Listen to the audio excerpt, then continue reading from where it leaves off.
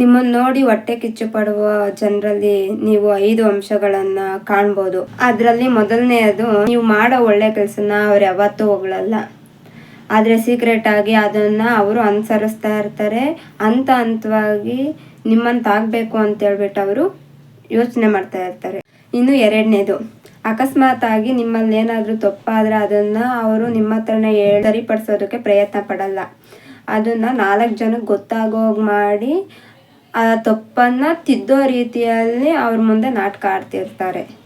ಇನ್ನು ಮೂರನೇದು, ನಾವು ಅಂದ್ಕೊಂಡಿರೋ ಕೆಲಸ ನಿಮ್ಮಿಂದ ಆದಾಗ ಅವರು ಖುಷಿ ಪಡೋದಕ್ಕಿಂತ ಈ ಕೆಲಸ ಇವನಿಂದ ಹೇಗೆ ಮಾಡೋದಕ್ಕೆ ಸಾಧ್ಯ ಆಯಿತು ಅಂತ ಹೇಳ್ಬಿಟ್ಟು ಸಂಶಯ ಪಡ್ತಾ ಇರ್ತಾರೆ. 4ನೇದು, ನೀನು ಮಾಡಿರೋ ಸಾಧನೆಗೆ ಹೊಗಳ್ಬೇಕು ಅನ್ನೋ ಸಮಯ ಬಂದಾಗ ಅವರು ನಿನ್ನನ್ನು ಹೊಗಳೋದು ಬಿಟ್ಬಿಟ್ಟು ನೀನು ಮಾಡಿರೋ ಕೆಲಸನ ಬೇರೆಯವ್ರ ಕೆಲಸದ ಜೊತೆ ಕಂಪೇರ್ ಮಾಡಿಬಿಟ್ಟು ನೀನು ಅವ್ರು ಮಾಡಿರೋ ಕೆಲಸದ ಮುಂದೆ ಇದೇನು ದೊಡ್ಡದಲ್ಲ ಅನ್ನೋ ರೀತಿ ನಮಗೆ ಫೀಲ್ ಮಾಡಿಸ್ತಾ ಇರ್ತಾರೆ.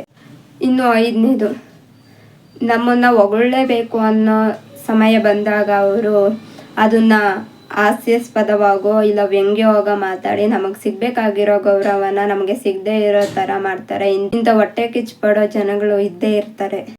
ಇಂಥ ಹೊಟ್ಟೆ ಕಿಚ್ಚು ಪಡೋ ಜನಗಳ ಮಧ್ಯೆ ನಾವು ಇದ್ದೀವಿ ಅಂತ ಹೇಳ್ಬಿಟ್ಟು ತಲೆ ಕೆಡಿಸ್ಕೊಳ್ಳೋದಕ್ಕೆ ಹೋಗಬಾರ್ದು. ಹೊಟ್ಟೆ ಕಿಚ್ಚು ಪಡೋ ಜನ ಹೊಟ್ಟೆ ಕಿಚ್ಚು ಪಡ್ತಾನೆ ಇರಬೇಕಾಗುತ್ತೆ, ನಾವು ಬೆಳಿತಾನೆ ಇರಬೇಕಾಗುತ್ತೆ ಅಂತ ಹೇಳ್ಬಿಟ್ಟು ನಾವು ಅನ್ಕೋಬೇಕಷ್ಟೇ. ಈ ವಿಡಿಯೋ ಬಗ್ಗೆ ನಿಮ್ಗೆ ಏನು ಅನಿಸುತ್ತೆ ಅಂತ ಹೇಳ್ಬಿಟ್ಟು ಕಮೆಂಟ್ ಮಾಡಿ ತಿಳಿಸಿ. Thank you for watching.